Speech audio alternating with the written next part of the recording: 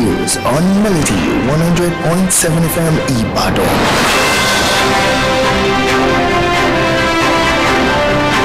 News on Melody 100.7 FM. Reporting live from Melody 100.7 FM. 100.7 FM Ibadan.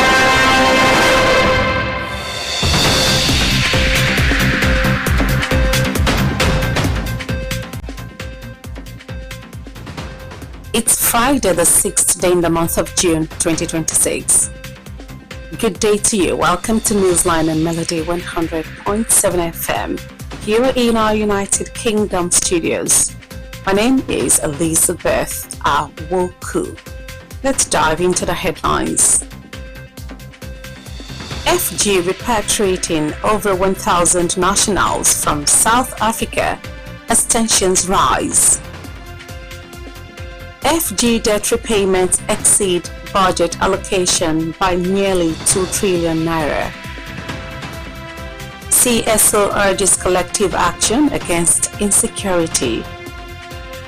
And on the foreign scene, U.S. Senate approves $70 billion for Trump immigration crackdown.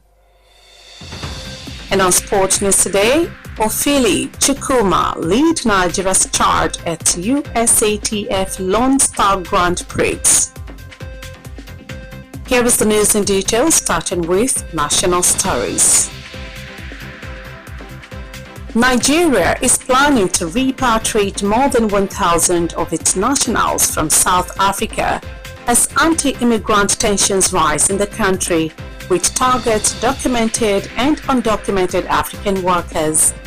The move by Abuja comes after Ghana recently repatriated hundreds of its citizens from South Africa in response to a wave of protest and violence targeting foreigners. Foreign Ministry spokesman Kimiebi Ebiemfa told the Newsline today that screening for Nigeria's voluntary repatriation scheme started yesterday. A civil society organization concerned Nigerians for Peace, Security and National Unity has announced plans to hold a peaceful road walk in Abuja on Monday as part of efforts to mobilize public support for collective action against insecurity and promote national unity.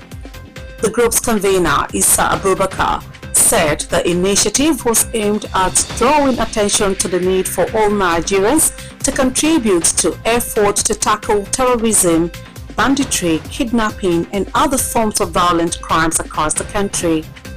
In a statement issued today in Abuja, Abubakar stressed that security should not be viewed solely as the responsibility of government and security agencies.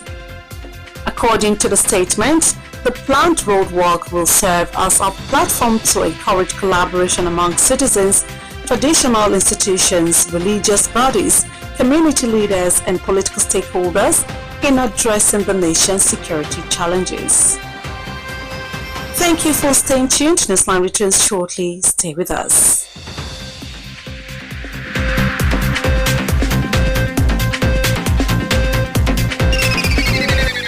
Doing business without advertising is like winking at a girl in the dark.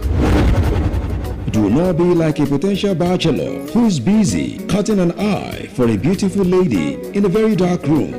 Give your business the much needed publicity it deserves. Come do business with us by advertising your goods and services on Melody 100.7 FM Ibadan, and let's use our platform to create your own. Advertise with us by contacting our marketing department at number 2 NB Makpadeun Street, Bodewasimi, Basharun, Ibadan, Oyo State, Nigeria. Telephone 0915-500-107. That is 0915-500-1007. You can also follow us on all our social media platforms at Melody 107 FM. At Melody FM Ibadan, we help make your business to blow. Yaga yaga. Melody FM, your real home of entertainment. Stay cool, stay cool. Yes, Melody.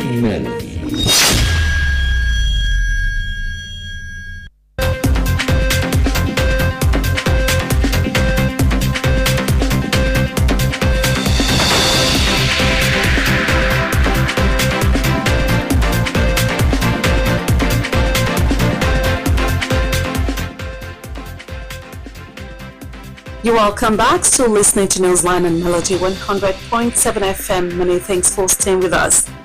The news continues and straight to the business story. The federal government's debt repayment exceeded the 2025 amended budget allocation by 1.90 trillion naira in the first 9 months of the year. The 2025 third quarter budget implementation report showed that total debt-related payments, including domestic debt, foreign debt, and sinking fund, rose to 12.63 trillion naira between January and September, compared with the prorated budget provision of 10.74 trillion naira. This represents an overrun of 1.90 trillion naira, or 17.65%. The pressure was driven mainly by debt service, which stood at 12.52 trillion naira in the first 3 quarters against the prorated allocation of 10.45 trillion naira, showing excess spending of 2.07 trillion naira, or 19.8%. And on a foreign scene, the U.S. Senate has approved $70 billion in funding for Donald Trump's hardline immigration crackdown, but only after a long day of votes on multiple amendments that highlighted Republican infighting over some of the president's other contentious policy proposals. The bill would fund immigration and customs enforcement and border patrol through the rest of Trump's term, handed the Republican leader a major victory on one of his signature issues after months of bitter fighting over the future of immigration enforcement. It's now head to the House of Representatives, where Republican leaders hope to move it early next week to send it to Trump's desk. The package follows a record partial shutdown of the Department of Homeland Security earlier this year, when Democrats refused to support new money from immigration enforcement without restrictions on tactics such as raids in sensitive locations and the use of masks by officers. And straight to the entertainment news. Nigerian Afro House singer Niniola Apata has paid an emotional tribute to her late husband Michael Indika, revealing that he played a pivotal role in her music career and discouraged her from taking a break from the industry. In a video widely believed to have been recorded during activities held in honor of her late husband and shared by Etchuk's Eric Eva X Today, the Grammy-nominated artist recounted how their relationship evolved into a partnership that shaped her career and personal life. Indika, the Chief Executive Officer of Niger Review, a multimedia platform focused on Afro House and contemporary African music, died on May 19, 2026, at the age of 44. Speaking through tears, Niniola described their relationship as a love story and credited her husband with helping her achieve success in the music industry. Finally, on Sports News today, Nigeria's leading track and field athletes are set to compete at the USATF Lone Star Grand Prix, with Rosemary Chukwuma, Favor Ofili, Ella Onojuewa, and Ezekiel Nathaniel spearheading the country's challenge at the prestigious meet. Chukwuma will line up in a fiercely contested women's 100-meter race, facing some of the fastest sprinters currently on the circuit. The women's 200-meter Ofili will be up against a star-studded field that includes American sprint star Gabriela Thomas and Cambria Sturgis. The Nigerian record holder will be looking to maintain her strong form as she continues preparations for the season's major event. Onojuewa is also scheduled to compete in the women's 400-meter, where she will test herself against quality opposition as part of her continued progression on the international stage. Nathaniel, meanwhile, will make his season debut in the men's 400-meter hurdles. The Nigerian record holder will be aiming for an impressive start to his campaign as he set his sight on key global competitions later this year.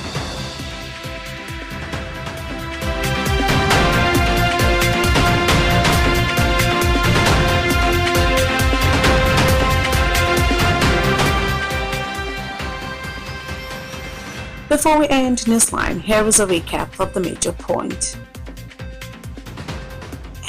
FG repatriating over 1,000 nationals from South Africa as tensions rise. FG debt repayment exceeds budget allocation by nearly 2 trillion naira. CSO urges collective action against insecurity. And on the foreign scene, we told the U.S. Senate approved $70 billion for Trump immigration crackdown. And lastly, on sports news, we also told you Ofili Chukwuma lead Nigeria's charge at USATF Lone Star Grand Prix. We've come to the end of Newsline and Melody 100.7 FM. Kindly join us on all our social media platforms for more news stories and excellent programming. Newsline was compiled and produced by Eyitayo Olusola and Babola Egunfemi. Social media infographics were compiled by Babola Egunfemi, edited by Eyitayo Olusola. My name is Elizabeth Awoku. Do stay tuned for the Yoruba version of the news shortly. Good afternoon, thank you for listening, and thank God it's Friday.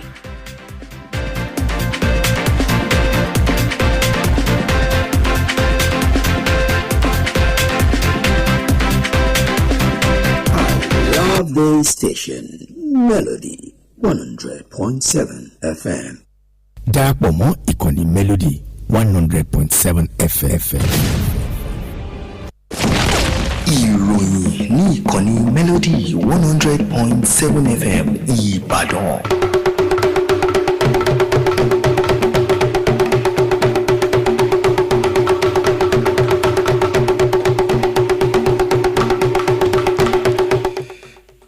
Ẹ káàsán, àkójọpọ̀ ìròyìn ló ń dé sí etí gbọ̀nyìn láti ìkànnì Melody 100.7 FM. Eyitayo Olusola ni oníròyìn. Ṣáájú ẹ gbọ́ àwọn kókó tó wà nínú ìròyìn náà. Àwọn ọmọ orílẹ̀-èdè wa Nàìjíríà tí wọ́n tó ẹgbẹ̀rún kan ó ní wọ́n ṣetán báyìí láti kó wálé láti orílẹ̀-èdè South Africa.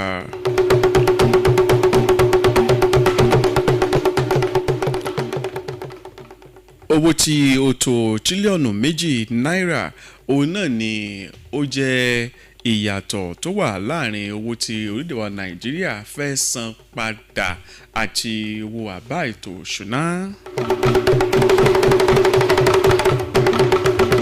Àwọn ajàfẹ́tọ̀ọ́ ọmọnìyàn kan lórílẹ̀-èdè wa Nàìjíríà ti rọ àwọn ọmọ orílẹ̀-èdè yìí pé kí wọ́n fọwọ́sowọ́pọ̀ láti gbógun ti ọ̀rọ̀ àìsí ètò ààbò orílẹ̀-èdè Nàìjíríà.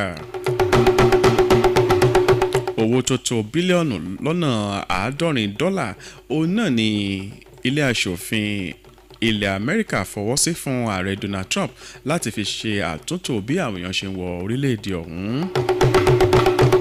Ofili Chukwuma ni àwọn méjèèjì yìí ni wọ́n léwájú nínú ìdíje eré sísá àti USATF.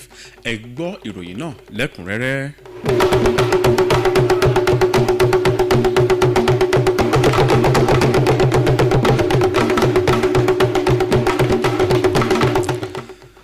Ìjọba àpapọ̀ orílẹ̀-èdè wa Nàìjíríà náà ni wọ́n ti ń gbèrò láti kó àwọn ọmọ Nàìjíríà tí wọ́n tó ẹgbẹ̀rún kan wálé láti orílẹ̀-èdè South Africa gẹ́gẹ́ bí ohun tí wọ́n rò láti ṣe nígbà tí wàhálà ohun rògbòdìyàn ń wáyé ní orílẹ̀-èdè ọ̀hún, pàápàá jùlọ sí àwọn tí wọ́n jẹ́ àjòjì gbòdògbò ní orílẹ̀-èdè South Africa, èyí tí ó kan àwọn èèyàn tí wọ́n ní ìwé àti àwọn èèyàn tí wọn ò ní ìwé ìgbélùú. Wọ́n ní ìgbésẹ̀ yìí wáyé lẹ́yìn tí orílẹ̀-èdè Ghana ti kó àwọn ọmọ orílẹ̀-èdè wọn kúrò ní orílẹ̀-èdè South Africa, èyí tí wọ́n fi dáhùn sí fífi òpin sí ohun tó ní ṣe pẹ̀lú ìfẹ̀hónúhàn tako wàhálà tí wọ́n ń ṣe pẹ̀lú àwọn àjòjì gbòdògbò ní orílẹ̀-èdè South Africa. Ẹni tó jẹ́ agbẹnusọ fún iléeṣẹ́ tó mójútó ọ̀rọ̀ ilẹ̀ òkèrè lórílẹ̀-èdè yìí, Kemibi Ebimfa, ó sọ fún àwọn oníròyìn lónìí wípé àyẹ̀wò ti bẹ̀rẹ̀ fún àwọn tí wọ́n fẹ́ kó kúrò ní àwọn Nàìjíríà tí wọ́n fẹ́ kó kúrò lórílẹ̀-èdè South Africa, èyí tí wọ́n ní wọ́n bẹ̀rẹ̀ àyẹ̀wò yìí lánàá.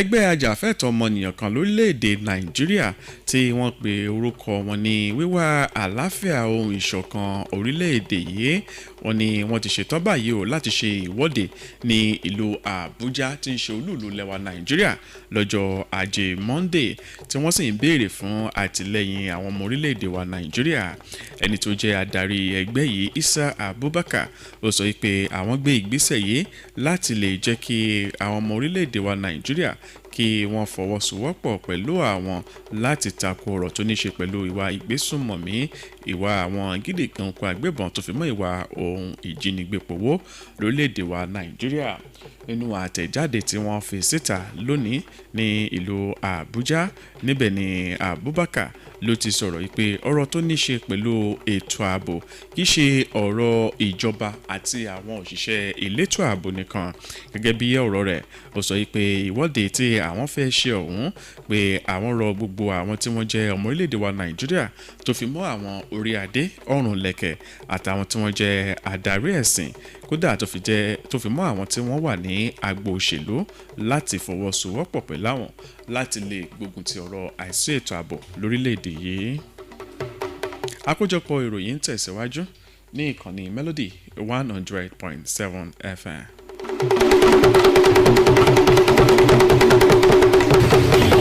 níbo ló ń lọ. mo ń lọ kéde ọjà mi ní rédíò kan bẹ́ẹ̀ ni. níbo. má wulẹ̀ dákọ má sunwó náà ibi táyé kọjú sí ni ó kọjú sí. polówó ọjà rẹ ní Melody 100.7 FM àtàjèrè ló sì máa ta. polówó ọjà ní Melody sanwó polówó ọjà sí Melody jẹ́ kí wọ́n lò ní Melody kọjá ló sì máa ta ní wàrà wàrà. ẹ kàn sí ẹ̀ka ìpolówó ọjà wa níléeṣẹ́ wa tó wà ní ojúlé kejì MB mápàdérun bòde wàásìmí Báṣọ̀run Ìbàdàn. ẹ sì lè pè wá sórí ẹ̀rọ ìbáraẹnisọ̀rọ̀ 0915 500 107 lẹ́ẹ̀kan sí 0915 500 107. bákan náà lẹ́tún lè kàn sí wa lórí àwọn ìtàkùn ayélujára wa at Melody 107 FM. àtàjèrè fún gbogbo ẹni tó bá polówó ọjà ní Melody 100.7 FM.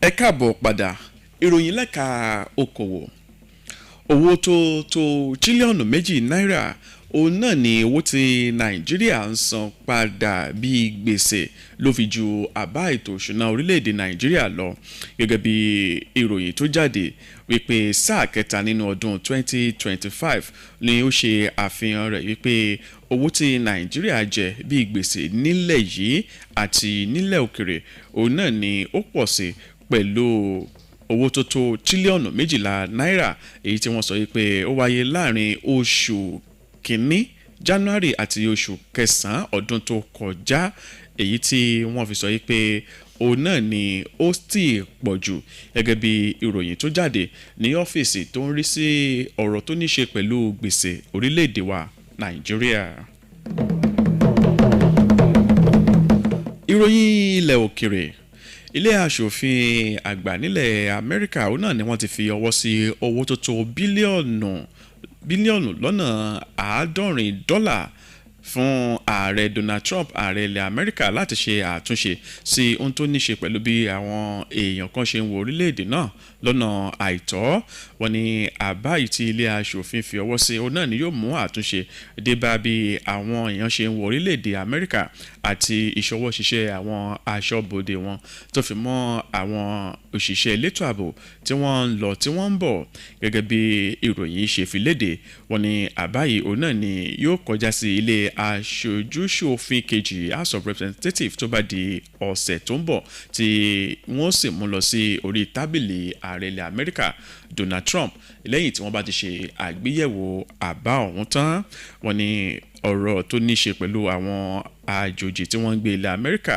ní ọ̀nà àìtọ́ òun náà ni ilé aṣòfin àgbà ilẹ̀ Amẹ́ríkà jíròrò lórí tí wọ́n sì sọ yìí pé ó ti di dandan kí ilẹ̀ Amẹ́ríkà wá nǹkan ṣe sí i.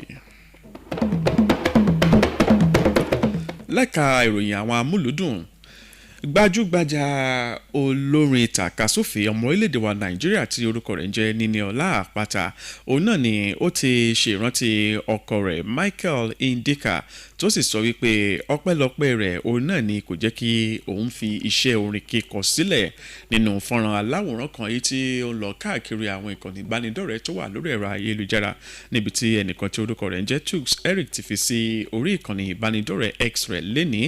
Níbẹ̀ ni gbajúgbajà olórin náà ti sọ yìí pé àjọṣepọ̀ òun àti ọkọ rẹ̀ nígbà tó wà láyé òun náà ló di nǹkan tí wọ́n ti jọ wá ń ṣe okòwò papọ̀. Indica tó jẹ́ adarí iléeṣẹ́ Nigerian Review tó jẹ́ pé ó ní ṣe pẹ̀lú ètò àti iṣẹ́ àwọn amúlùúdùn òun náà ni ó kú ní ọjọ́ kọkàndínlógún oṣù karùn-ún ọdún 2026 lẹ́ni ọdún mẹ́rìnlélógójì. Lẹ́ka ìròyìn eré ìdárayá àwọn ọmọ orílẹ̀-èdè wa Nàìjíríà tí wọ́n ń sa eré òun náà ni wọ́n sọ yìí pé wọ́n mọ̀ kópa nínú ìdíje eré sísá USATF lára wọn láti rí Rosemary Chukwuma Fifo Ofili Ella Onojuwa àti Ezekiel Nathaniel. Wọ́n ní Chukwuma òun náà ni yóò mọ̀ sáré oní ibùsọ̀ ọgọ́rùn-ún nígbà tí Ofili tí ó mọ̀ kópa nínú ìdíje eré sísá àtàwọn obìnrin tó ní igba ibùsọ̀ Ọ̀nàjúwèwò òní yóò mọ̀ kópa nínú eré sísá ibùsọ̀ ìrìnwó ní títí àwọn obìnrin. Nathaniel òní ó ń kópa nínú ìdíje eré sísá fún ìgbà àkọ́kọ́ fún orílẹ̀-èdè Nàìjíríà nínú eré sísá ibùsọ̀ òní ìrìnwó. Kí n tó mú àkójọpọ̀ ìròyìn tọ̀sán ìwásòpin ẹgbẹ́ àwọn kókó tó wà nínú ìròyìn náà. Àwọn ọmọ Nàìjíríà tí wọ́n tó 1,000 kan òun náà ni orílẹ̀-èdè wa Nàìjíríà ti ṣetán báyìí láti kó wálé láti orílẹ̀-èdè South Africa pẹ̀lú bí wàhálà ṣe ń fi ojoojúmọ́ ṣẹlẹ̀ lórílẹ̀-èdè ọ̀hún pẹ̀lú àwọn àjòjì gbòdògbò.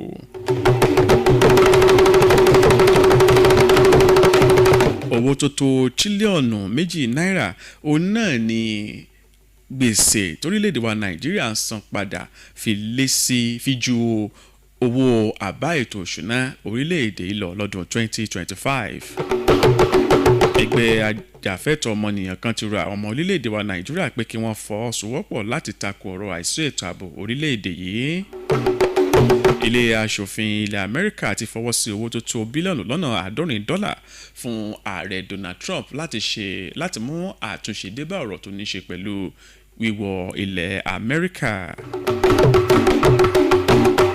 Wọ́n ti ní Ofili àti Chukwuma náà ni wọ́n máa léwájú fún orílẹ̀-èdè wa Nàìjíríà níbi ìdíje eré sísá àti ti USATF. Àkójọpọ̀ ìròyìn wa fún ti ọ̀sán òní ni kò ní jù báyìí lọ. Bọ́bọ́lá Egunfẹ́mi ló ṣe àkójọpọ̀ ìròyìn ọ̀hún. Bọ́bọ́lá Egunfẹ́mi náà ló ṣe àkójọpọ̀ àwọn àwòrán tó wà lórí àwọn ìkànnì ìbánidọ́rẹ̀ẹ́ títí Melody 100.7 FM. Eyitayo Olusola ló ti ń ròyìn. Ẹ ṣeun tẹ́ ń gbọ́ ìkànnì Melody 100.7 FM.